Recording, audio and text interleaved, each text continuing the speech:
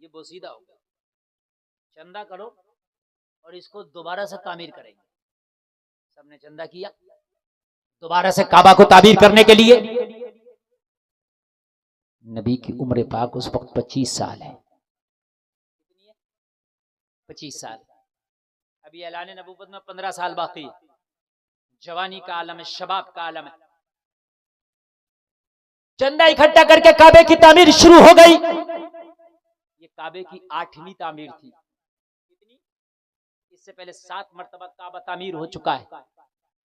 आदम से 2000 साल पहले फरिश्तों ने काबे को सबसे पहले तामीर किया और उसके बाद 8वीं तामीर ये हो रही है जो मेरे मुस्तफा के साथ मिलकर हो रही है। 25 साल नबी की उम्र शरीफ है, काबे की तामीर हो रही है। जलसे में आने वालों कान खोल करके सुनो, नबी अपने कांधे पे पत्थर उठा उठा के ला रहे हैं। काबे की तामीर चल रही है। काबा तामीर होते होते जब दीवारें थोड़ी सी ऊपर उठ गई, तकरीबन 4 फीट की ऊंचाई पर आई, तो अब कहा मेमार ने, अब काबे को बनाने वाले ने कहा, अब उस राजमिस्त्री ने कहा जो काबे की दीवारों को बना रहा था कि हजरे अस्वद लगाया जाए। काबे के एक कोने में हजरे अस्वद लगा हुआ है। जलसे में आने वालों जब हजरे अस्वद लगाने की बात आई, हजरे अस्वद एक वो पत्थर है जो जन्नत से लाया गया है, जिसके चूम लेने से अल्लाह तेरे गुनाहों को माफ फरमाता है। वो जलसे में आने वालों जरा गौर करो, हजरे अस्वद को जब उठाने की बात आई, जब हजरे अस्वद को लगाने की बात आई, सारे सरदार आगे आ गए, मैं लगाऊंगा।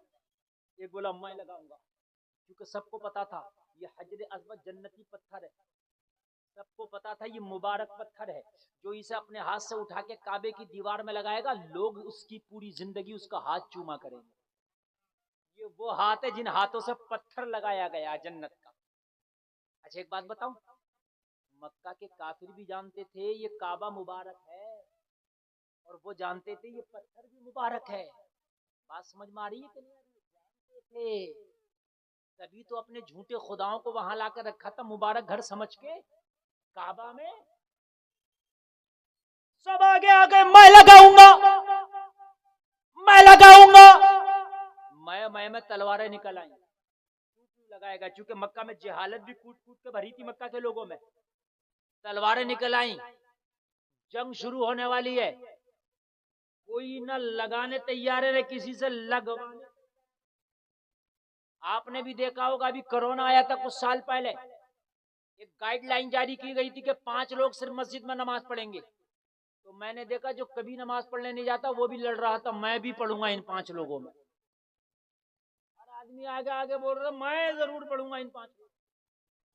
समझ रहे हैं आप? चाहे वो जुमा पढ़ने नहीं आता, लेकिन आज इन 5 में पढ़ेगा। अभी सुबह से ऐलान कर दो, सिर्फ मस्जिद में 5 लोग जाएंगे, फिर देखना पूरे गांव के हक मैं जाऊंगा जरूर। अभी तो खुले हैं ना दरवाजे, तो अब क्यों नहीं आ जाते? मैं लगाऊंगा पत्थर, मैं लगाऊंगा पत्थर, मैं लगाऊंगा पत्थर। तलवारें निकल आई, एक दूसरे के खून के प्यासे हो गए। मक्का के बड़े बड़े सरदारों ने कहा अगर ये जंग ना रोकी गई तो काबे की तामीर रुक जाएगी, एक दूसरे की गर्दनें कट जाएंगी। क्या किया जाए? कोई किसी की बात मानने तैयार नहीं, कोई किसी की बात मानने तैयार नहीं। सारे सरदार ये कह रहे थे मैं लगाऊंगा, मैं लगाऊंगा। पत्थर एक था, अनाने लगाने वाले अनेक थे।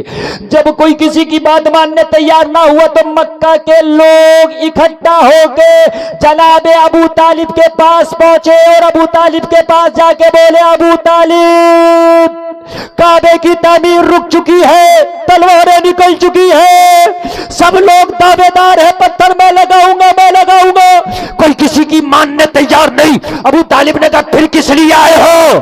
कहा तुम्हारे भतीजे मोहम्मद कहां हैं? आज अगर फैसला कोई कर सकता है तो मोहम्मद अरब ही कर सकते हैं, और कोई नहीं कर सकता। उनका फैसला लाजवाब होता है और कोई नहीं करेगा। और हमें पता है किसी ने कर भी दिया तो कोई मानेगा, माना जाएगा तो आज उनका फैसला। अबू तालिब ने मुस्कुरा के कहा मक्का में तो बड़े बड़े बुजुर्ग सरदार हैं, कोई किसी की मानने तैयार नहीं। कहा कोई किसी की मानने तैयार नहीं। सब कह रहे हैं मोहम्मद अरबी का फैसला माना जाएगा। मेरे नबी को खबर हुई, नबी तशरीफ लाए, हाथों में तलवारें हैं, सहने काबा में सारे लोग खड़े हैं। मुस्तफा ने फरमाया हो काबा में आने वालों तलवारों को नीचे करो। कहा मोहम्मद अरबी पहले फैसला सुनाओ, पत्थर कौन लगाएगा, उसके बाद तलवारें नीचे आए। अब मुझे बताएं, है कोई माई कलाल जो है फैसला कर दे? कोई मानने तैयार नहीं है। अगर मुझे रोका तो तलवार से गर्दन काट दूंगा, लेकिन रुकूंगा नहीं, मैं लगाऊंगा पत्थर। लेकिन ये नबी हैं, जहां पर बड़ी बड़ी कोर्ट फेल हो जाती है ना, वहां खुदा की कसम नबी के फैसले काम आते हैं। अल्लाह अल्लाह अल्लाह। नबी ने फरमाया फैसला करूंगा, मानोगे? कहा आप ही का फैसला माना जाएगा आज। नबी ने फरमाया फिर तलवारें नीचे करो। लोगों जरा गौर करो, तलवारें नीचे हुई। मुस्तफा ने फरमाया फैसला मैं दूंगा, अमल करना न करना तुम्हारी जिम्मेदारी है। सब कहने लगे आपका फैसला ही ऐसा होता है कि सब खुशी से कबूल कर लेंगे। आप बताएं तो। नबी ने फरमाया तलवारें मैदानों में डाल लो। ठीक है। नबी ने फरमाया सब बैठ जाओ, मेरी बात गौर से सुनो। क्या करो? क्या करो? जोर से बोलो, क्या करो? बैठ जाओ और मेरी बात। आधा झगड़ा वहीं खत्म हो जाता है जहां खड़े को बिठा दिया जाए। हुक्म है कि अगर गुस्सा आए खड़े हो तो बैठ जाओ, ये हुक्म है। क्या करो? बैठ के गुस्सा आधा हो जाता है, ये हकीकत है। क्या हो जाता है? आपने कभी नहीं सुना होगा बैठे बैठे लठ चल गया। खड़े होकर डंडा चलता है, बैठ के डंडा नहीं चलता। और अगर बैठे हो गुस्सा ना जाए तो लेट, ये हुक्म है। क्या हो जाओ? और तब भी ना जाए तो हुक्म है वजू कर लो, क्योंकि गुस्से में आग है। गुस्सा आग से है और वजू में पानी है, और पानी जब आग पर पड़ जाता है तो आग ठंडी हो जाती है। समझ रहे आप? नबी ने फरमाया बैठ जाओ। कहीं अगर झगड़ा हो रहा हो ना, लोग खड़े हो तो को बैठो बैठो, बैठा लो। देखना आधा झगड़ा उसी टाइम खत्म हो जाएगा जब बिठा। नहीं आई बात समझ में? मेरे भाई भी सुन रहे हैं, मेरी बहनें भी सुन रही हैं। अगर मियाँ बीवी में झगड़ा हो ना तो बैठ जाएंगे, तलाक नहीं होगी इंशाल्लाह। हाँ, ये जो बैठे बैठे खड़े हो जाता है जोश में, तभी भी मुक्का घूसा चल जाता। बैठ जाओ। नबी ने फरमाया बैठ जाओ, बैठ गए। आधा गुस्सा तो वैसे ही ठंडा हो गया। अब नबी ने फरमाया मेरा फैसला सुनो। फैसला सुना यार, लाजवाब फैसला। नबी ने फरमाया सारे लोग अपने घर चले जाओ, जाके बिस्तरों पे सो जाओ। मोहम्मद अरबी पत्थर कौन लगाएगा? इसलिए बुलाया है, वो तो फैसला सुना दें, पत्थर कौन लगाएगा? नबी ने फरमाया वही तो बता रहा हूं, घर जाओ, बिस्तरों पे सो, और सुबह सुबह अर्ली मॉर्निंग सबसे पहले जो सहने काबा में आएगा वही अपने हाथों से काबे में हजरे अस्वद लगाएगा। नबी का फैसला लाजवाब। सब कह रहे थे मोहम्मद आपके हाथों को चूम ले, फैसला लाजवाब है। ये तो फैसला किसी के हक में है ही नहीं। अब चला जाए और जो सबसे पहले आएगा वही पत्थर लगाने का हकदार होगा। ये फैसला तो ऐसा है ही नहीं कि किसी की तरफ झुक के कर दिया हो या किसी को अपना समझ के कर दिया हो। नहीं नहीं, फैसला लाजवाब है। सब मुस्कुराते हुए उठे और सहने काबा से घर में चले गए। आज हम सुबह को सबसे पहले आएंगे, अर्ली मॉर्निंग सबसे पहले आएंगे और काबे में सबसे पहले आकर के अपने हाथों से पत्थर लगाएंगे। और जलसा में आने वाले जरा गौर करो, सब इसी शौक में चले गए सुबह में जल्दी आना है, सब इसी ज़ौक़ में चले गए सुबह में जल्दी आना है। और जलसा में आने वालों कान खोल करके सुनो, अपने अपने बिस्तरों पे लेटे सब पे नींद तारी हो गई। चाहते थे सबसे पहले आए, मगर सबसे पहले तो सहने काबा में वही आएगा जिसे परवरदिगार बुलाएगा, पत्थर तो वही लगाएगा जिसे मेरा मौला चाहेगा। जलसा में आने वाले सब बिस्तरों पे लेटे, सोएंगे नहीं, जल्दी से जाएंगे, मगर ऐसी नींद तारी हुई कि उन्हें खबर ना लग सकी। अपने बिस्तरों पे पड़े और सो गए। मगर जलसा में आने वालों, अगर सहने काबा में अगर सुबह सुबह सबसे पहले कोई आया है तो आमिना का लाल आया है। जोर से बोलो, सबसे पहले मुस्तफा तशरीफ ले आए। हाय हाय हाय, बोलो ना यार सुभान अल्लाह। टाइम की कदर करो, टाइम ही तो सब कुछ है। टाइम लगा दिया नबी ने, जो सबसे पहले आएगा कोई पत्थर लगाएगा सबसे पहले। अब जब सहने काबा में लोग बाद में आए, कहा कौन आया था सबसे पहले? कहा मोहम्मद अरबी। तो पता सब क्या कह रहे थे? कह रहे थे हम खुश हैं उनकी आमद से, इसलिए कि ये मुबारक काम उन्हीं के मुबारक हाथों को जचता है। हाथ लाजवाब है, ये काम लाजवाब है। कोई और करता तो इतनी खुशी ना होती जितना ये मोहम्मद अरबी करेंगे तो हमें खुशी होगी। बोलो यार सुभान अल्लाह। अल्लाह सलामत रखे। बहुत लंबा मैंने बोलना भी नहीं है, आप बहुत अच्छा सुन भी रहे हैं। अगर यही तकरीर 12 बजे होती तो कितने मजे आते यार। आप बताएं, अच्छा है? अच्छा लग रहा कि नहीं लग रहा? नींद तो नहीं आ रही ना? इंशाल्लाह आएगी भी नहीं, इंशाल्लाह। मैं जब तक बोलूंगा मेरा वादा है नींद नहीं आएगी। टाइम अगरचे ज्यादा हो गया, मुझे मालूम है, लेकिन आप जब तक सुनेंगे इंशाल्लाह आपको अच्छा लगेगा। सारे लोग बोले हम फैसले से खुश। नबी ने फरमाया सारे लोग आ गए? कहने लगे सारे लोग आ गए। नबी ने फरमाया मक्का के लोगों बताओ आज ये पत्थर लगाने का हक किसको हासिल है? कहा आपको। सब कह रहे थे क्या, क्यों? कहा फैसले के मुताबिक सबसे पहले सहने काबा में आप आए। वो काबा जिसका एक एक खित्ता मुबारक है, सुभान अल्लाह। वो काबा जहां का एक एक जगह, एक एक खित्ता, खुदा की कसम ऐसा मुबारक है कि अगर काबे में जाके कोई जाने वाला गुनहगार भी नमाज पढ़ ले तो तेरे गांव की मस्जिद में एक नमाज का एक सवाब मिलता है, लेकिन काबा में अगर नमाज पढ़ो तो 1 लाख नमाजों का सवाब मिलता है। ये है काबा, 1 लाख नमाजों का सवाब मिलता है काबा में अगर पढ़ लो। और जलसा में आने वालों, काबा में एक जगह का नाम है मुस्तजाब, अगर वहां खड़े होकर दुआ करो तो 70,000 फरिश्ते दुआओं पे आमीन कहते हैं। अल्लाहु अकबर, जरा कह दो ना सुभान अल्लाह। अल्लाहु अकबर। मिज़ाबे रहमत के नीचे खड़े होकर अगर दुआ करो तो अगर तेरे गुनाह समंदर के झाग के बराबर भी हो तो अल्लाह रहमत का कलम फेर देता है। बहुत से लोग जाते हैं हज करने, उम्रा करने, 5 लाख खर्च हो रहा है भाइयों हज करने में, लेकिन मेरी कौम का हाल ये 5 लाख करके खर्च करके हज तो कर लेगा, लेकिन 5 दिन किसी मौलाना के पास जाकर नहीं कह सकता हजरत मैं हज को जा रहा हूँ, इस साल मुझे हज के अरकान भी सिखा दो। ना ना ना, इतना ठीक है। वहां जाके कुछ भी उल्टा सीधा करे इससे मतलब नहीं है। हाँ, मैंने 2025 में भी पिछले साल हज किया।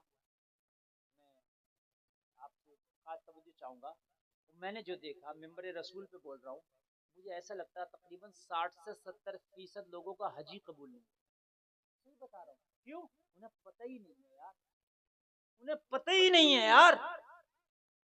ऐसे थोड़ी है जैसे चाहो ऐसे कर लो ना। 5 लाख तो खर्च करके हज करने जा रहे हो। हज करने से पहले 5 दिन किसी मौलवी की बारगाह में जाता, कहता हजरत मुझे अरकाने हज सिखा दो, कैसे मैंने हज करना है।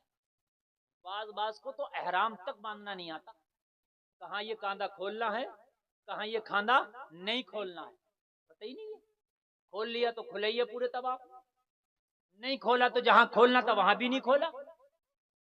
बहुत सौ ने एहराम उतार दिया, हल्की नहीं कराया। सच बता रहा हूं मैं। और एक हाजी को तो मैंने ऐसे देखा, मीना में जाते हैं तो वहां से कंकरी मारने जाते हैं, तो कंकरी मारने पहले दिन तो चला गया वो, और दूसरे दिन अपनी कंकरियां पड़ोस वाले हाजी को देके कह रहा हाजी जी मेरी भी मारिए। ये बता रहा हूं मैं। मैंने कहा अच्छा वजह भी क्या है? जवान रहेगा तो आईफोन लेगा, जवान जवान रहेगा तो बाइक निकालेगा। हाँ भाई, ये वाली बाइक नहीं, वो वाली बाइक। अब ये आ रही, घर बनाएगा, कार लेगा, और जब बुढ़ापे में खांसी आएगी और जब पिस्टनें आवाज करने लगेंगी तो हज को जाएगा। हज को तो ये समझता है ये मुंह का लुकमा है। और भाई जवानों के पसीने छूट जाते हैं हज करने में, जिसने किया होगा उसको पता होगा। समझ रहे हैं आप? जवानों के पसीने छूट जाते हैं, जवानों के। हज करना कोई आसान काम नहीं है। यहां गर्मी में अगर तुझे कहा जाए रोड पे जरा 1-2 किलोमीटर पैदल चल, नहीं चला जाता, सांस फूल जाता है। वहां 50 टेम्परेचर की गर्मी होती है, लाखों लाख का हुजूम होता है। समझ रहे हैं आप? हाँ, हज को तो ऐसे समझ लिया, लब नहीं ले रही, चला जा नहीं रहा, हज करने जाता।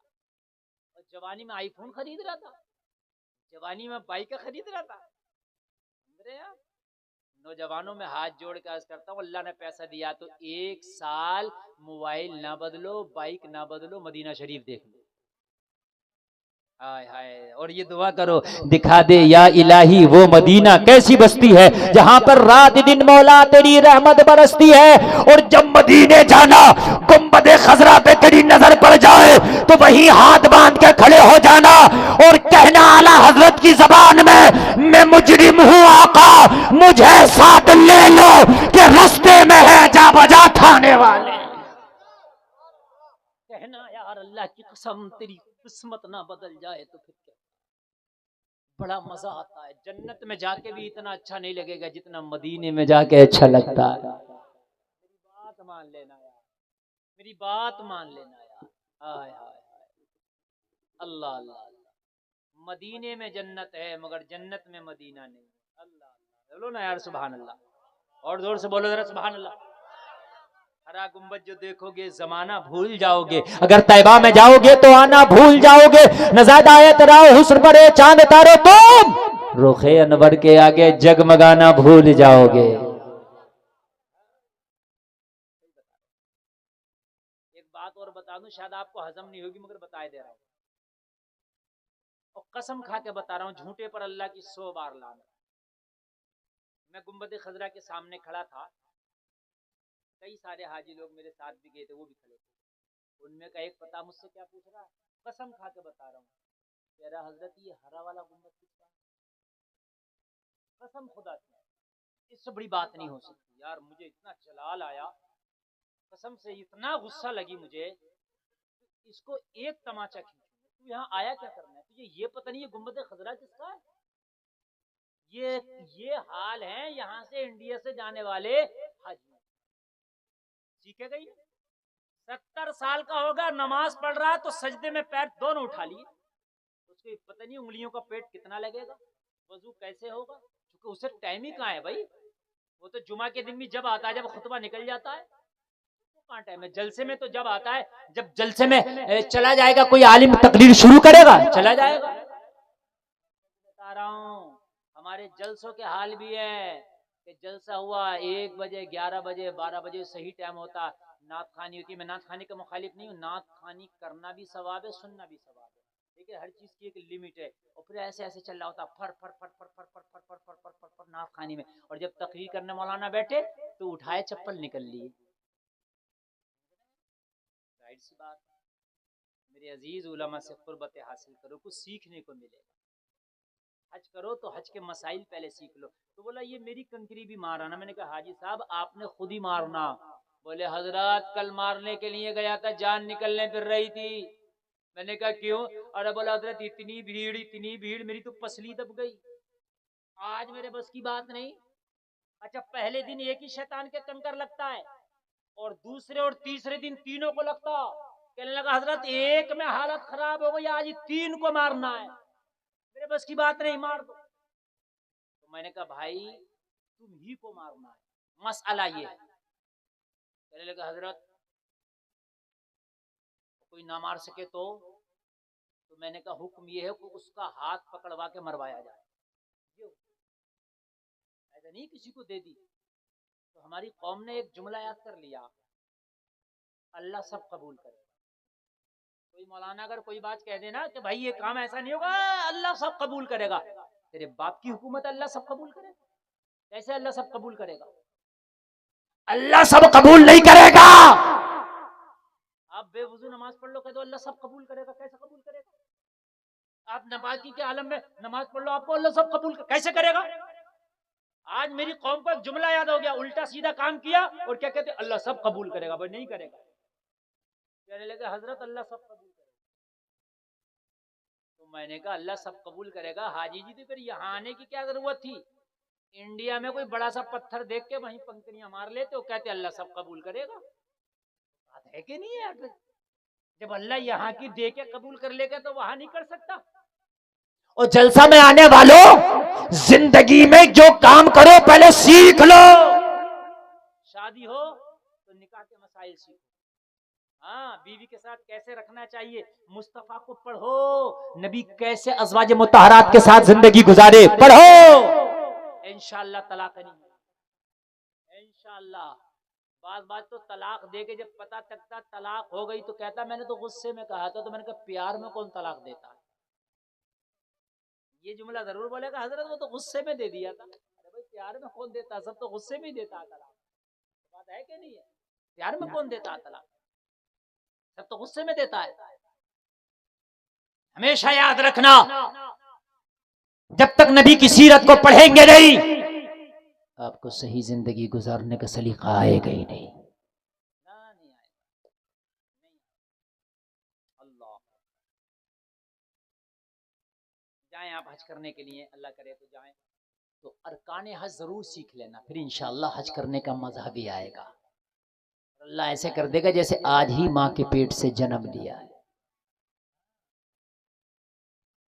मालिक बिन दिनार एक अल्लाह का वली है, कह दो सुभान अल्लाह। मैं आपको बता दूं, कैसे भी गुनाह कर लो, ठीक है, बड़े से बड़े गुनाहगार जाते हैं वहां और जाकर तौबा करते हैं, अल्लाह कबूल कर लेता है। मालिक बिन दिनार कहते हैं मैंने 1 साल हज किया, हज करके ना काबे के सामने गिलाफे काबा पकड़ के खड़े थे, कह रहे थे मौला इस साल लाखों लोगों ने हज किया है, पता नहीं किसका कबूल हुआ किसका नहीं हुआ। आवाज आई मालिक बिन दिनार, इस साल लाखों लोगों ने हज किया, सबका हमने कबूल कर लिया, मगर एक आदमी का कबूल नहीं हुआ। आप घबरा गए, परवरदिगार कहीं वो एक मैं ही तो नहीं। आवाज आई मालिक बिन दिनार तेरा हज तो कबूल हो गया। मेरे रब फिर वो कौन है जिसका कबूल नहीं हुआ? जहां काबे में आके भी उसकी दुआ कबूल नहीं हुई। आवाज आई अगर चाहता है उसे देखना तो बल्ख का रहने वाला है, मोहम्मद बिन हारून उसका नाम है, जा उसके खेमे में जाके बता दे कि तेरा हज कबूल नहीं हुआ। मालिक बिन दिनार सहने काबा से बाहर निकले, लोगों से पूछा इस साल बल्ख के लोगों के खेमे किधर हैं? लोगों ने बताया बल्ख के लोग इधर हैं। लोगों बल्ख के लोगों के खेमों की तरफ पहुंचे और पहुंच के मालिक बिन दिनार ने कहा यहां मोहम्मद बिन हारून बल्खी नाम का शख्स कोई है?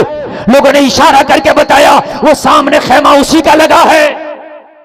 पूछते पूछते मोहम्मद बिन हारून बल्खी के खेमे में पहुंचे। मालिक बिन दिनार इजाजत लेके अंदर आए तो क्या देखा, मुसल्ले पे एक शख्स बैठा है, दाढ़ी सफेद है, सर के बाल सफेद हैं, रोते रोते दाढ़ी भीगी है, आंसुओं से दामन भीगा है, आंसुओं से गिड़गिड़ा रहा है, एक हाथ नहीं है कटा हुआ है, एक हाथ जिस्म पर सलामत है।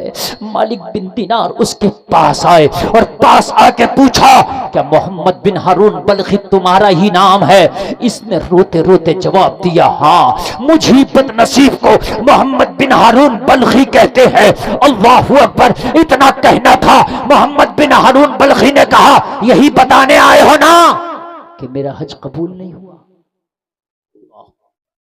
ये बात तो मुझे पता था, तुझे कैसे पता चला कि तेरा हज कबूल नहीं हुआ?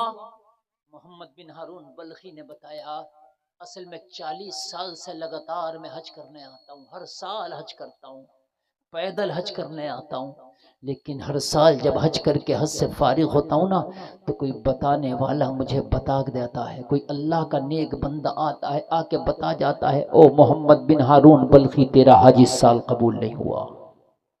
जब तू आया है और आके मेरा नाम पूछा है तो मैं समझ गया यही बताने आए हो कि मेरा हज कबूल नहीं हुआ। मालिक बिन दिनार ने पूछा ऐसी कौन सी खता कर बैठा है कि जिसकी वजह से 40 साल से तेरा हज कबूल नहीं होता? कहने लगा ना पूछो, शर्म आती है गुनाह बताते हुए, मुझे शर्म आती है अपना गुनाह बताते हुए। मालिक बिन दिनार ने कहा आज तुझे गुनाह बताना होगा, जबकि किसी के गुनाह के बारे में मालूम करना किसी को हक नहीं। आपके बारे में आपका रब जानता है, लेकिन आपको ये राइट नहीं कि किसी की जिंदगी के बारे में, किसी के गुनाहों के बारे में आप जाने।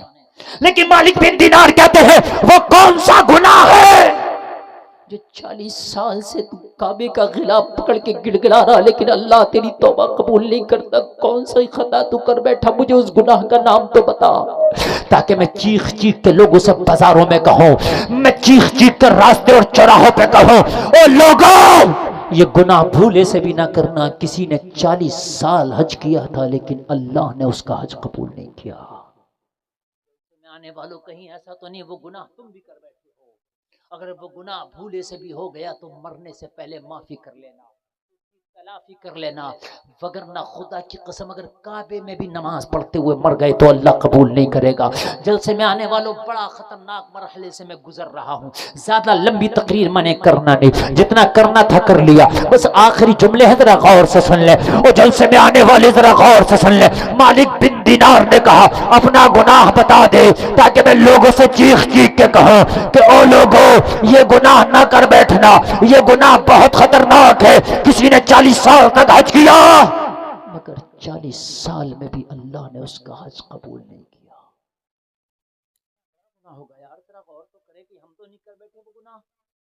बस ये मेरी तकरीर चले, मुश्किल से 10 मिनट, 2:50 हो रहा, 3 बजे तक मैंने समेट लेना बात।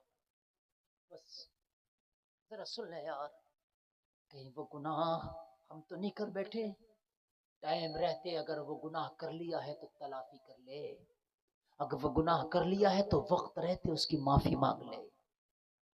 मालिक बिन दीनार ने कहा खेमे से जब जाऊंगा जब पहले तू अपना गुनाह बताएगा। मुल्तजिम पे तेरी तौबा कबूल नहीं, मुस्तजाब पे तेरी तौबा कबूल नहीं। लगा हाँ तो फिर बता अपना गुनाह। तो बल्खी ने कहा अगर दिल ना फट जाए, कलेजा ना फट जाए तो फिर मेरा गुनाह सुन, जमीन ना फट जाए तो फिर मेरा गुनाह सुन। अल्लाहु अकबर। अगर कानों से खून ना आए तो फिर मेरा गुनाह सुन, अगर कलेजा है तो फिर मेरा गुनाह सुन। मालिक बिन दिनार ने कहा बता तेरा गुनाह क्या था।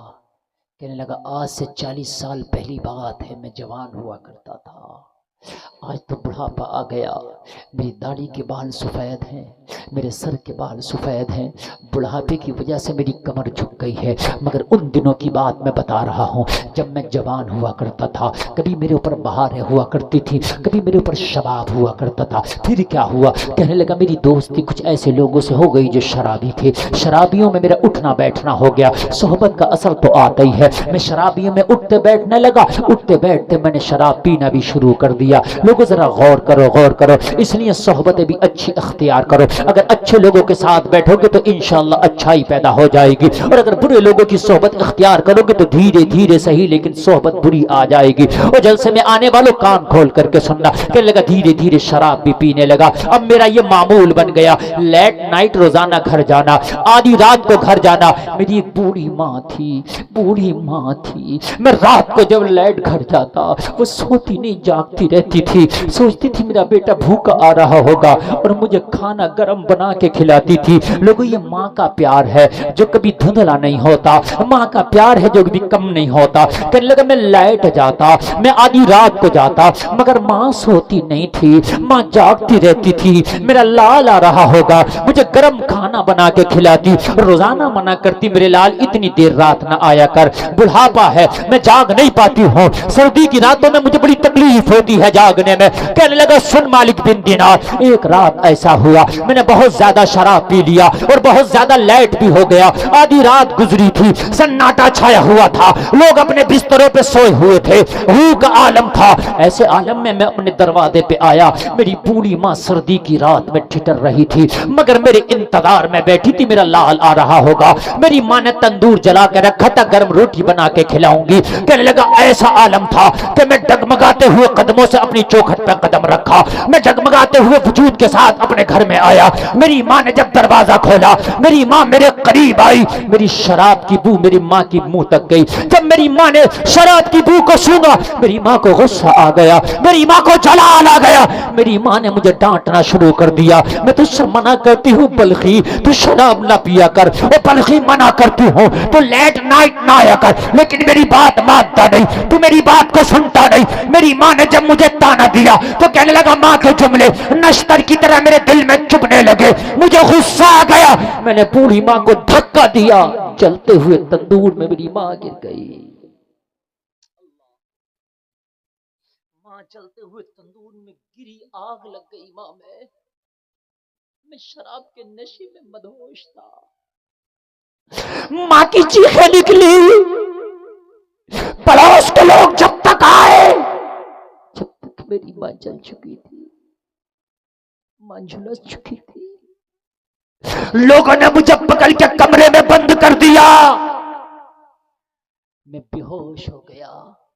नशा ऐसा तारी था कि मुझे कुछ पता न चल सका। दूसरा दिन जब निकला, मेरी आंख खुली, नशे की चादर जब मेरे ऊपर से उतरी तो मैंने क्या देखा, मेरे घर में बहुत भीड़ थी। मेरे घर में इज़्तिहाम था, मेहमानों का तांता था। मैंने पूछा, आज लोग इतना इकट्ठा क्यों है मेरे घर में? लोगों ने कहा, तेरी माँ का इंतकाल हो गया। अल्लाह, तूने जो रात धक्का दिया था ना, तेरी माँ का इंतकाल हो गया।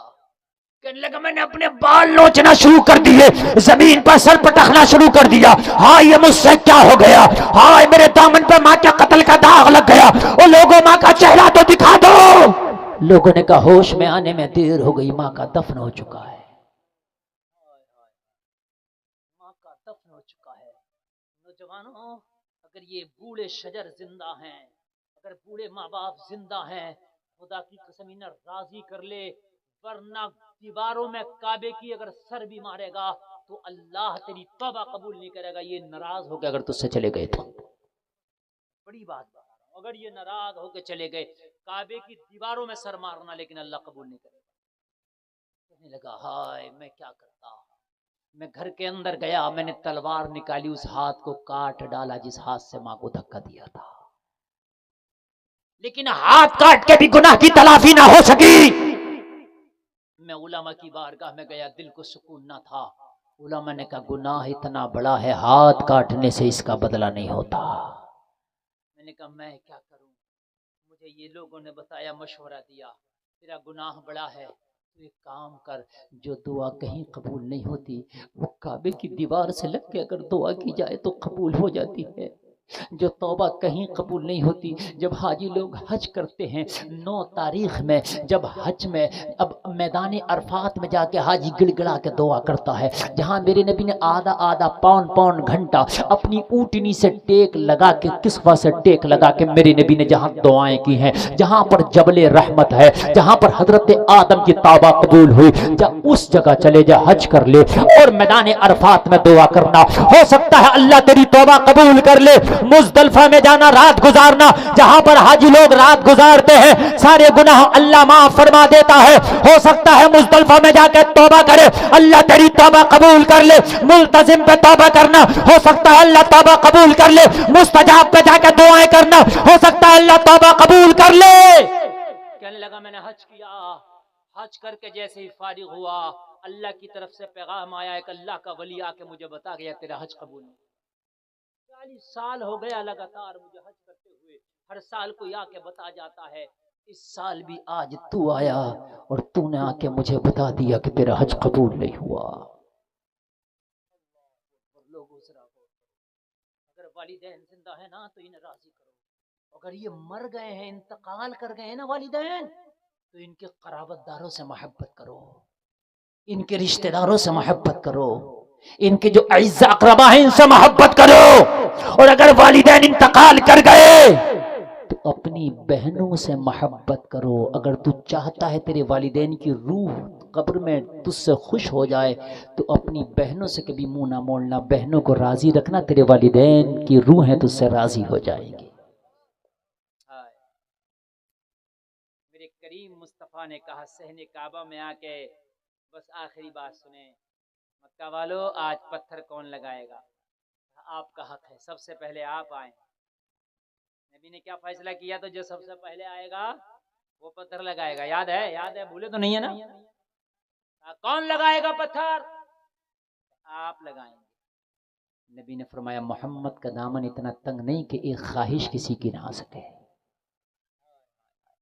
नबी ने अपनी चादर, रहमत वाली चादर को कांधे से उतारा और रहमत वाली चादर को कांधे से उतार के जमीन पे बिछाया और जमीन पे बिछा के हजरे अस्वद को अपनी चादर पे रखा और चादर पर रख के कहा, जितने सरदार हैं सब आगे आ जाएं। पत्थर मेरी चादर में है। सारे लोग चादर को अपने हाथों से पकड़े, सब मिलके आज पत्थर लगाते हैं काबे में।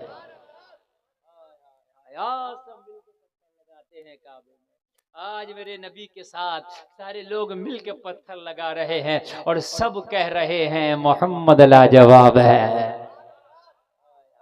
लक़द कान लकुम फी रसूलिल्लाहि उस्वतुन हसना। लोगो, नबी की जिंदगी तुम्हारे लिए बेहतरीन नमूना हयात है। मेरी ये बात गौर करना, दिल की तख्ती पर नोट करके जाना कि नबी की जीवनी को जरूर पढ़ना है, सीरत रसूल को हमने जरूर पढ़ना है। तुझे नबी की जिंदगी बताएगी, माँ की गोद से कब्र तक की पूरी जिंदगी का सफर सिखा देगी, कैसे तुझे क्या करना है। नबी की जिंदगी में तुझे हर चीज मिलेगी और खुदा की कसम बदरजे अतम मिलेगी। पूरी दुनिया में जहां जैसी ना मिलेगी वैसी मुस्तफा की बारगाह में मिलेगी। आजा नबी की बारगाह में और नबी की सुन्नतों को जिंदा कर ले। अल्लाह की कसम, जिस दिन नबी की सुन्नतों को जिंदा करने वाला हो गया, करीम मुस्तफा फरमाते हैं अगर कोई छोटी सी सुन्नत को जिंदा करेगा तो 100 शहीदों का सवाब पाए।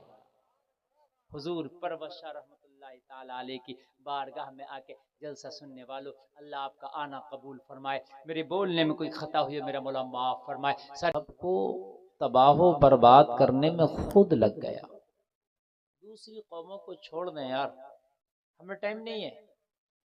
आप देखें मुसलमान का हाल ये है, जुमा के दिन नमाज पढ़ने जाएगा हफ्ते में एक दिन, और वो भी कब जाएगा, जब खुतबा शुरू हो जाएगा तब जाएगा। इससे पहले इसे टाइम नहीं है, जब खुतबा शुरू हो जाएगा तब जाएगा। बसा औकात तो कुछ लोग ऐसे हैं कि जब खुतबा हो चुका होता है तब जाते हैं मस्जिद। ये हमारी कौम के हालात हैं। हम कब उठेंगे सुबह को सो के, जब सूरज दस्तक दे देगा तब। शादी हो तो बारात लेके कब जाएंगे, जब सूरज ढल जाएगा। कितनी लेट बारात लेके पहुंचेंगे, समझ रहे हैं आप। झूठ का पुलंदा बांधेंगे, कार्ड में लिखेंगे रस्म सेहरा सुबह 10 बजे, रवानगी बारात 12 बजे, निकाह मसनून 2 बजे,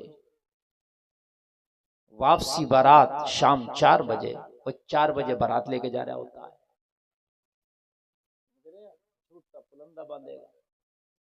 फिर वहां जाके गर्म खाने तलाश करेगा, लड़की वालों पे प्रेशर बनाएगा कि मेरी कौम, तुम्हें अल्लाह ने दुनिया में भेजा है तो इस वक्त की थोड़ी सी कदर करो, मरने के बाद पता नहीं तेरी कब्र पे कोई फातिहा के लिए आए या ना आए।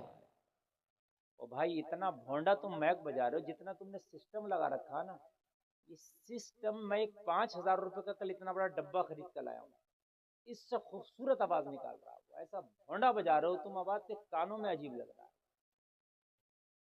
अभी तुमको ये पता नहीं है, इतना अजीब भोंडा बजा रहे हो तुम कि बोलने वाले को पहचान नहीं हो रही है कि ये मैं बोल रहा हूं कि कोई और बोल रहा है। क्या फायदा इतने बड़े साउंड सिस्टम का। आप लोग मोहब्बत के साथ थोड़ी देर मेरी तकरीर सुने। बहुत लंबी आप नहीं सुनने के मूड में है तो मैं बहुत लंबी सुनाऊंगा भी नहीं, लेकिन आप थोड़ी देर सुने। मुझे अफसोस होता है मेरे भाई उधर बाइकों पे खड़े थोड़ी देर के लिए आके बैठ जाएं, इसलिए कि जिन लोगों ने रामपुर से मुझे बुलाया है वो मैं ही हूं। अब इतनी दूर से मैं आया हूं सफर करके, और आप लोग यहाँ बैठकर सुन भी नहीं सकते तो बड़ी तकलीफ की बात हो जाएगी।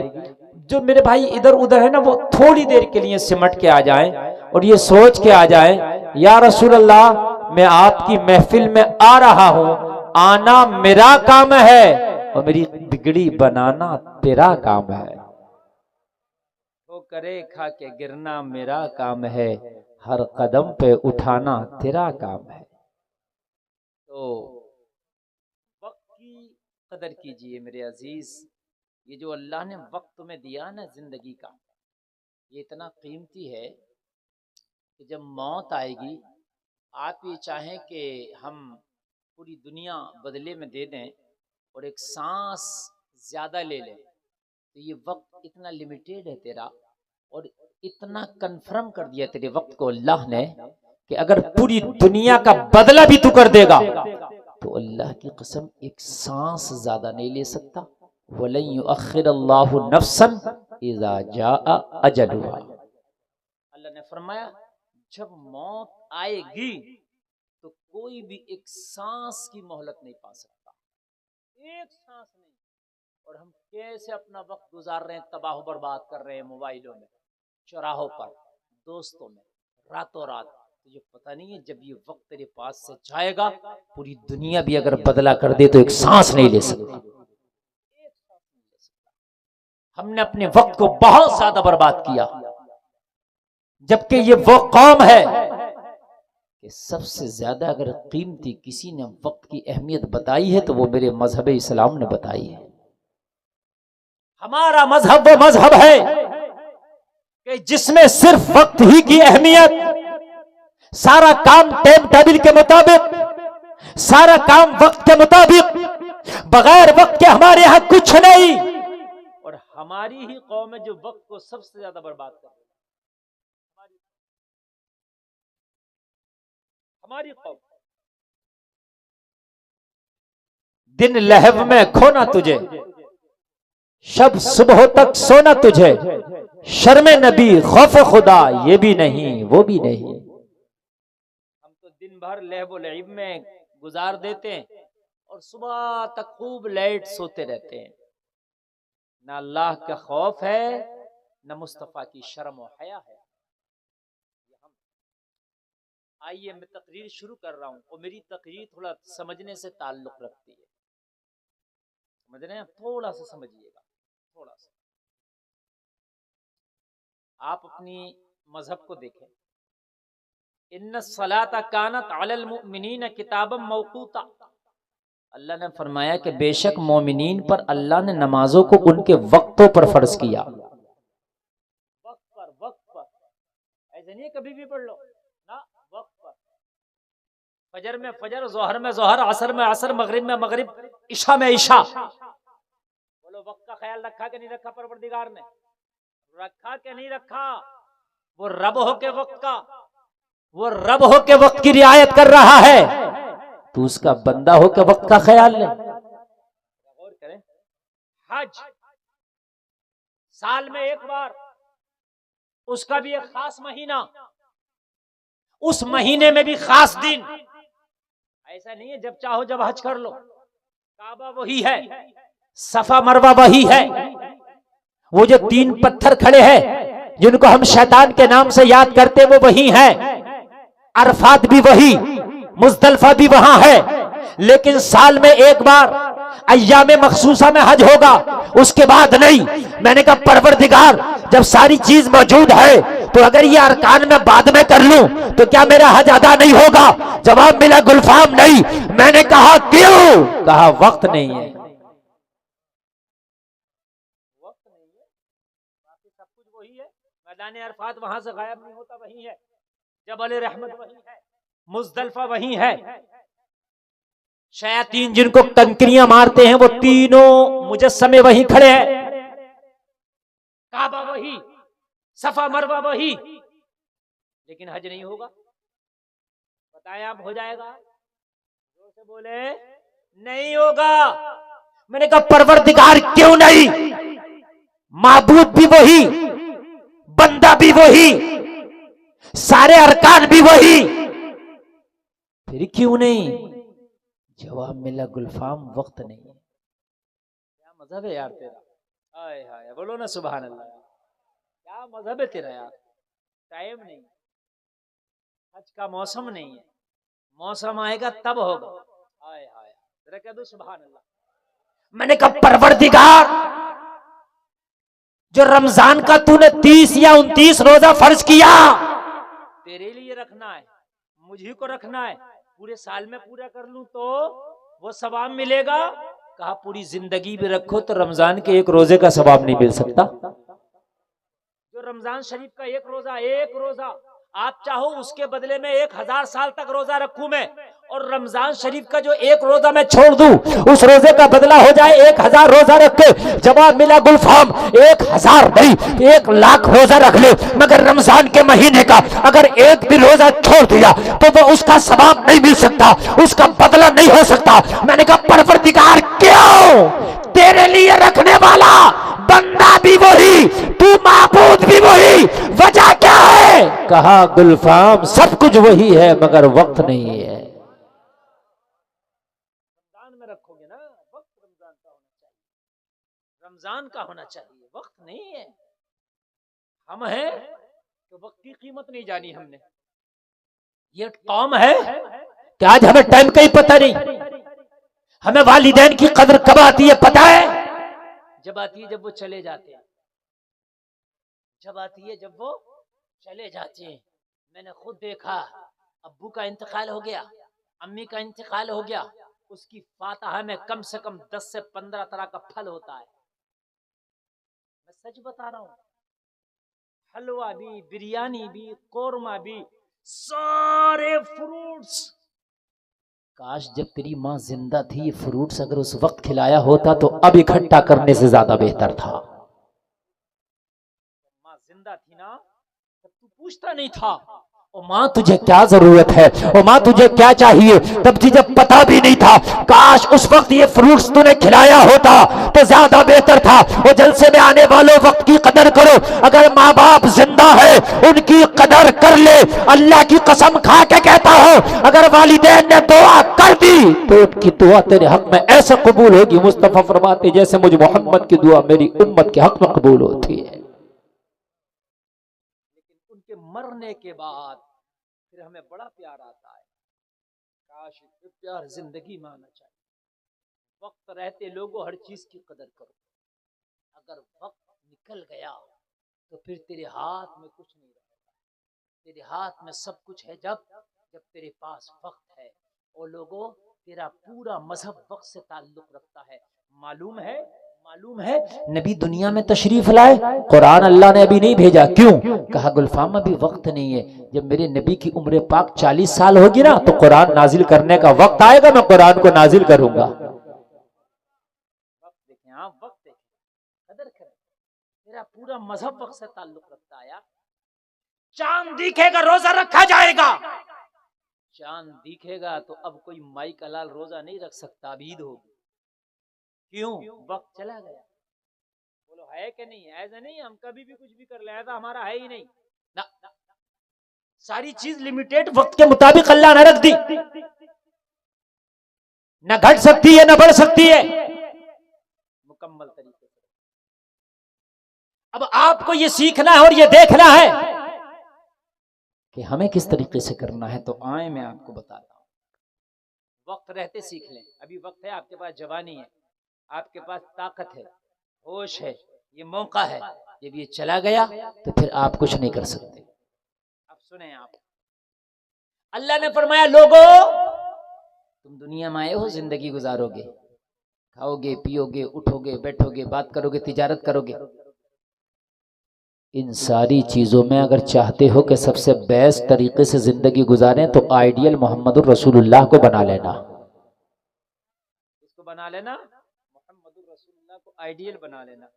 इनको आइडियल बनाओगे ना तो सबसे बेहतर जिंदगी गुजरेगी। लक़द काना लकुम फी रसूलिल्लाहि उस्वतुन हसना। लोगों नबी की जिंदगी तुम्हारे लिए बेहतरीन नमूना अमल है। अब आओ, मैंने तकरीर की शुरुआत कर दी, अब जरा सुनते चले जाओ, इंशाअल्लाह ईमान ताज़ा होता चला जाएगा। जलसा में आने वालों एक बात सीने पर हाथ रख के बताना, आप दुनिया में किसी को भी आइडियल बना लो, आप किसी की जिंदगी को भी तरह अपनी जिंदगी गुजार लो, मगर मैं रब की कसम खा के कहता हूँ वो सुकून तुझे जिंदगी में ना मिलेगा जो मुस्तफा की जिंदगी से मिलेगा। वो बहार है तेरी जिंदगी में नहीं आएंगी जो मुस्तफा की जिंदगी से आएंगी।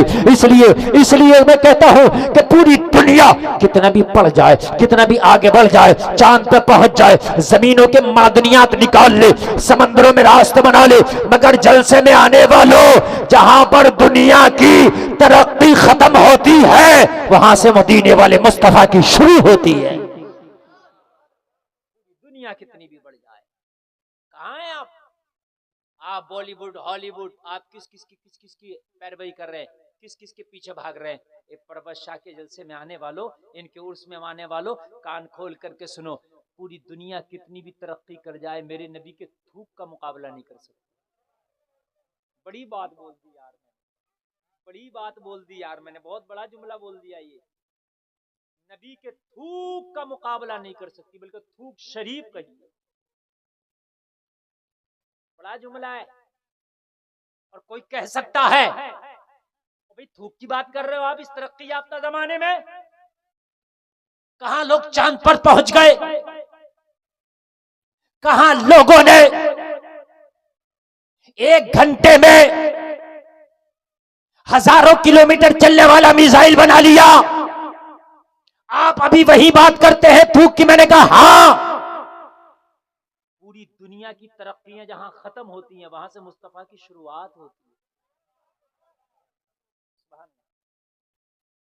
अभी अमेरिका ईरान का जंग चल रहा है, रोजाना अखबार में, मीडिया में उसने ऐसा मिसाइल छोड़ा जो चंद मिनट में ईरान से इजराइल पहुंच जाता है। आवाज से 10 गुना ज्यादा तेज चलने वाला मिसाइल बना लिया। कहा गुलफाम अब भी थूक की बात करोगे? मैंने कहा सुन ले, वो मिसाइल बनाया 1 घंटा में कई हजार किलोमीटर चलता है। इस तेजी पे तू नाजा है, इस तेजी को तो तरक्की समझता है। अरे सुन, दुनिया ने एक ऐसा मिसाइल बनाया जो 1 घंटा में आवाज से कई गुना तेज चल के हजारों मीटर की, हजारों किलोमीटर की मंजिलें तय करता है। मगर कुर्बान जा, मेराज की रात जब मुस्तफा ने अपना सफर शुरू किया तो पलक झपकने से पहले दुनिया से आसमानों पे पहुंच गए। तेजी का मुकाबला, जोर से जरा यार।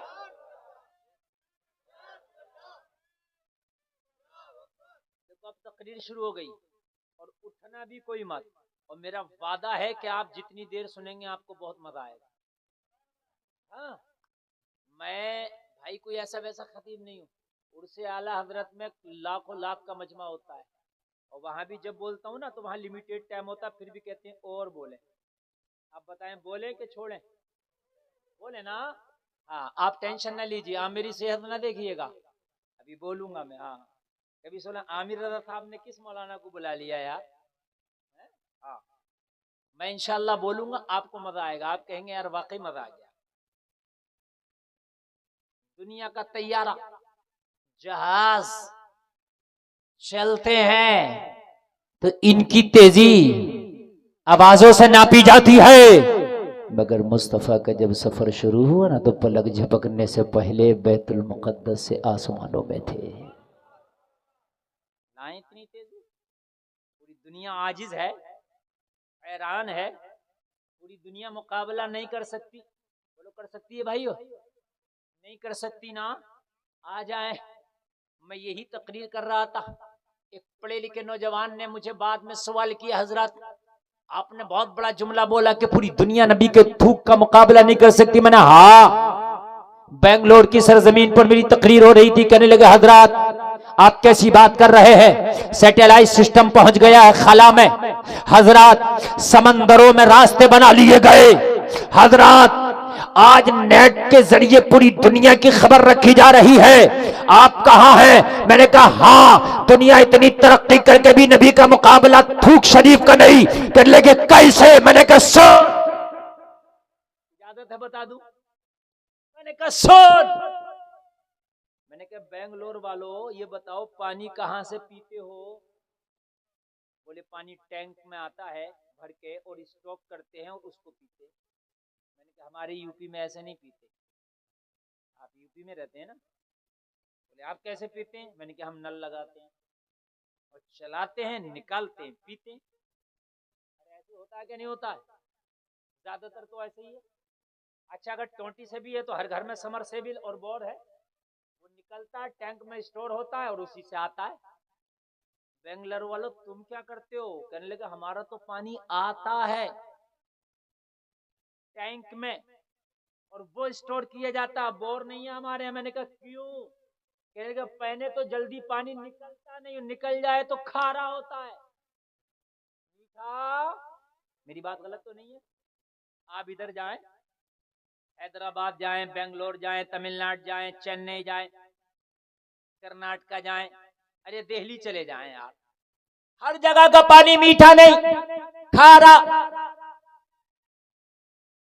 पी नहीं सकते। पीने का मीठा पानी अलग से आता है। बात समझ में आ रही है कि नहीं? खारा मीठा समझते हो? हम पहली बार जब कर्नाटक कुरान सुनाने गए तो वहां बोले मीठा पानी है, मैंने सोचा शक्कर उक्कर बुरी होगी, क्योंकि हमारे जहन में भी नहीं था मीठा और खारा क्या होता है। जो आदमी रामपुर मुरादाबाद में रहा वहां ढूंढे से खारा नहीं मिलता। आप मुरादाबाद रामपुर में ढूंढिए खारा पानी मिल जाए, मिलेगा ही नहीं, मीठा ही निकलेगा। अब यहाँ का पता नहीं कैसा खित्ता है, मीठा है। तो मैंने कहा यार ये पानी तो वही फीका है जो मेरे घर में होता है, ये कह रहा मीठा है ये पानी। बाद में पता चला हजरत खारा भी होता है इसके मुकाबले में, ये उसके मुकाबले में मीठा है। अच्छा, मैंने कहा ये बताया आप स्टॉक करते हैं पानी, उसको पीते हैं, जमीन से क्यों नहीं पीते? कहने लगे खारा है। तो मैंने कहा दुनिया तो बड़ी तरक्की कर गई, कोई ऐसा केमिकल नहीं बनाया कि जमीन में डाल देते बेंगलोर का पानी मीठा हो जाता है? साल 2-4 साल तक चलता, फिर डालते फिर मीठा हो जाता। कहने लगे हजरत अभी कोई ऐसा केमिकल ना बना सकी, ऐसे साइंस तरक्की ना कर सकी कि कोई ऐसा केमिकल बना लिया जाए, जमीन में डाल दिया जाए, जमीन का खारा पानी मीठा हो जाए। तो मैंने कहा फिर हाँ, मैंने जो जुमला बोला था वो अपने आप पर अटल है, सच है। पूरी दुनिया कितनी भी तरक्की कर जाए मुस्तफा के थूक शरीफ का मुकाबला नहीं कर सकती। बोले कैसे?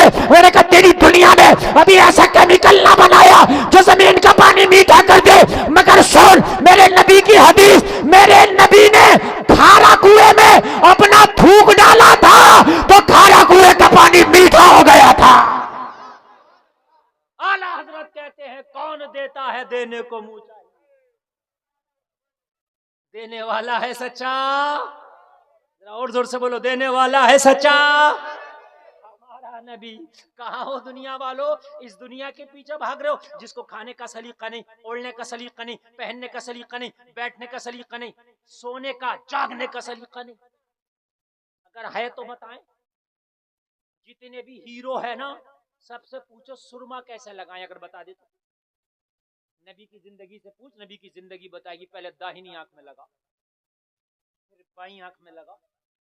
हाय हाय, पूछ इस पूरी बॉलीवुड और हॉलीवुड से मैं पैजामा पहनना चाहता हूं, कैसे पहनूं? तो वो कहेगा जैसा चाहे वैसा पहन ले, जैसे चाहे वैसे पहन ले। इसको खुद पता नहीं है।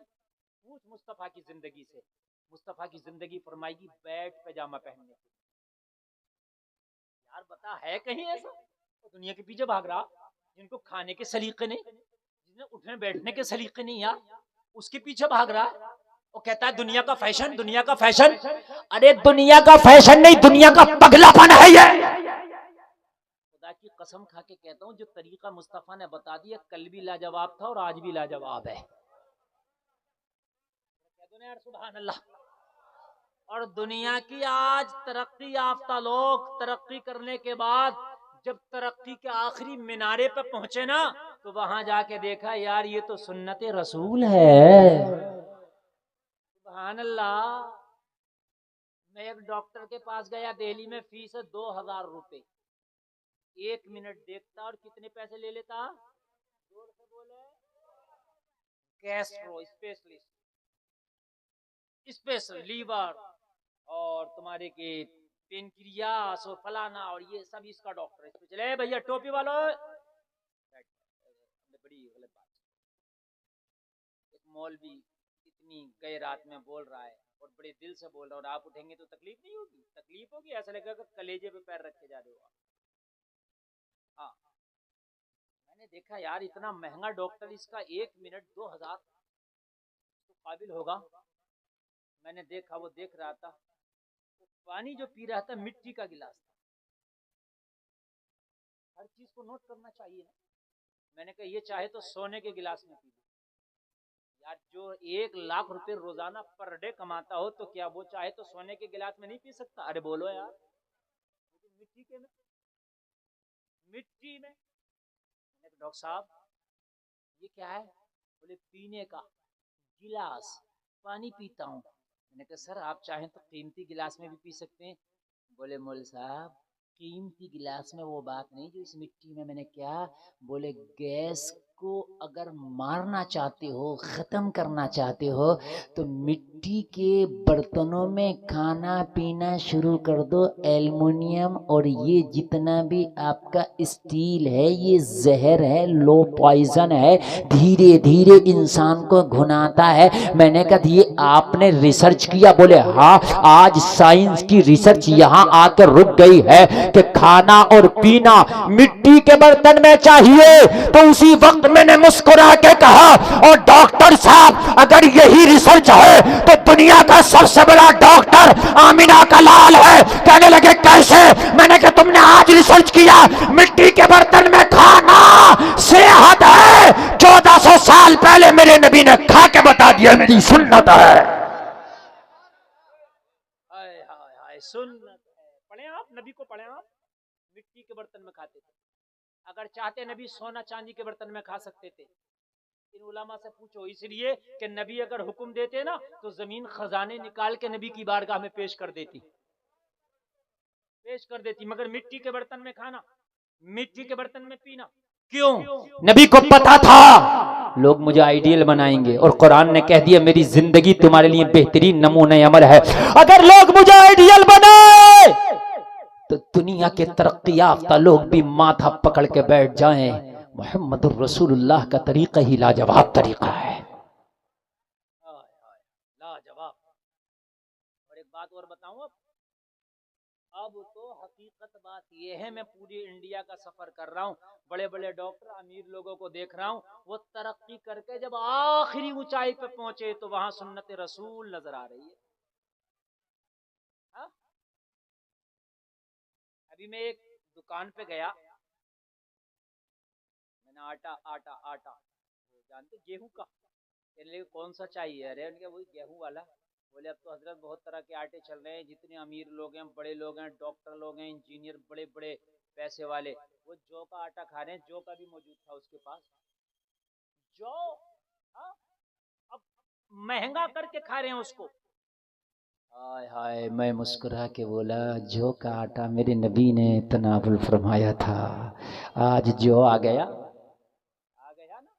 मैंने कहा क्यों खाते? करने का हजरत ये मल्टीग्रेन है, इसमें बड़े फायदे हैं। मैंने कहा फायदे तो मेरे नबी के हर काम में है, सुभान अल्लाह। इसको आप बनाने चले आइडियल यार, जिनको ना खाना ना पहनना ना ओढ़ना कुछ नहीं आता, ये बताएंगे सलीका तुम्हें, और तुम इनके पीछे। मेरी माँ बहनें भी कान खोल करके सुने, आज हमारे घरों में मगरिबी तहजीब आ गई, आज हमारे मॉडर्न कल्चर आ गया, और हमारी बच्चियां कहती हैं कि ये कल्चर हमें अच्छा लगता है। मगर मेरी बहनों तुम्हें पता नहीं, मॉडर्न कल्चर में भी सुकून नहीं है ना, मगरिबी कल्चर में भी सुकून नहीं है। अगर सुकून है ना तो मुस्तफा के तरीके में है, कसम खा के कहता हूं।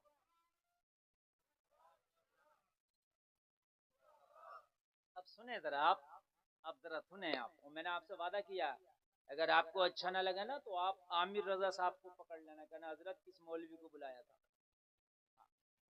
आप देखें जरा, अब मैं पढ़ रहा हूँ, नबी को पढ़ रहा हूँ। मेरी बात याद रखना, तकरीर का उन्वान मैं आज आपको 2 सबक देके दे रहा हूँ तकरीर में। मरने से पहले 2 काम जरूर कर लेना। कितने काम? जोर से बोलें। इंशाअल्लाह करेंगे, बोलो इंशाअल्लाह। नंबर 1, तर्जमा के साथ कुरान पढ़ के मरना, ताकि पता चला कुरान में अल्लाह ने जिक्र क्या किया है। हमें तो पता ही नहीं कुरान में क्या है, बस कुरान कुरान कुरान कुरान, बस इतना जानते हैं। लेकिन कुरान का तर्जमा हर जबान में आ गया, इंग्लिश में भी, हिंदी में भी, उर्दू में भी। आप तर्जमा के साथ कुरान जरूर पढ़ना, और दूसरा काम नबी की सीरत पढ़ के मरना। 2 काम करके जरूर मरना, नबी की सीरत जरूर पढ़ना, नबी की जीवनी जरूर पढ़ना। ये जब पढ़ोगे ना तो पता चलेगा। आप अपने आप को तरक्की याफ्ता समझते हो ना, बड़े घर बनाने का नाम तरक्की नहीं है ना, लोगों ज्यादा अच्छा खा लेने का नाम तरक्की नहीं है। आओ मैं आपको बताता हूँ, पढ़ो तारीख मक्का। जलसा में आने वालों, मेरे नबी आ गए, तशरीफ ले आए, अभी ऐलान नबुव्वत नहीं किया, अभी पूरे मक्का में किसी को पता नहीं मोहम्मद जिनका नाम है यही आखिरी नबी होने वाले हैं, मोहम्मद अरबी ही आखिरी रसूल होने वाले हैं। पूरे मक्का में किसी को पता नहीं, लेकिन नबी का तरीका लाजवाब, अखलाक लाजवाब, किरदार लाजवाब, गुफ्तार लाजवाब, रफ्तार लाजवाब, बोलना लाजवाब, उठना लाजवाब, बैठना लाजवाब, मुस्कुराना लाजवाब, बात करना लाजवाब। पूरे मक्का में कहते थे हमने देखा तो सबों का है, मगर आमिना का लाल जैसा किसी का लाल ना देखा।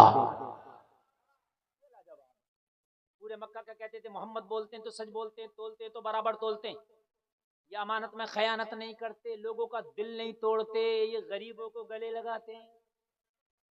पूरे मक्का के लोग कह रहे, कौन कह रहे हैं? जिन्होंने कलमा नहीं पढ़ा। अरे कलमा पढ़ने वाले नबी की तारीफ करें तो कोई कमाल की बात नहीं है, हमने तो उनका कलमा पढ़ा, लेकिन अभी नबी का किसी ने कलमा नहीं पढ़ा, नबी ने तो ऐलान नबूवत ही नहीं किया, लेकिन सारे मक्का के लोग कह रहे हैं अगर मक्का में कोई लाजवाब है तो अबू तालिब का भतीजा लाजवाब है। कह रहा ये मैं नहीं कर रहा, पूरा मक्का आप पढ़े तारीख मक्का, ऐलान नबूवत से पहले कोई मुखालफत नहीं कर रहा नबी की, सब करे लाजवाब लाजवाब लाजवाब। पूरे मक्का के सरदार कह रहे मोहम्मद अरबी लाजवाब लाजवाब लाजवाब। आज हज का मौसम चल रहा है, जलसे में आने वालों हाजियों के काफिले जा रहे हैं, बड़ी तेजी से फ्लाइटें उड़ रही हैं, और आने वाले आप देखोगे वक्त में इंशाअल्लाह हज भी होगा, जलसे में आने वालों कान खोल करके सुने, ईमान ताजा हो जाएगा। हज करने के लिए जिस मक्का शरीफ में जा रहे हैं उसी मक्का में एक जगह है जिसको कहते हैं काबतुल्लाह, है क्या नहीं है? काबा शरीफ, अरे है क्या नहीं है? अल्लाह करे आप सब देखें, बोलो आमीन बोलो। काबा में एक ऐसी जगह है जहां खड़े होकर दुआ कर लो तो नबी फरमाते आज तक कोई ऐसी दुआ ना हुई जो यहाँ खड़े होकर हुई हो और कबूल ना हुई हो। उस जगह का नाम है मुल्तजिम, कह दो सुभान अल्लाह। काबा शरीफ, मक्का के सरदारों ने मीटिंग की कि काबे शरीफ की जो ईमान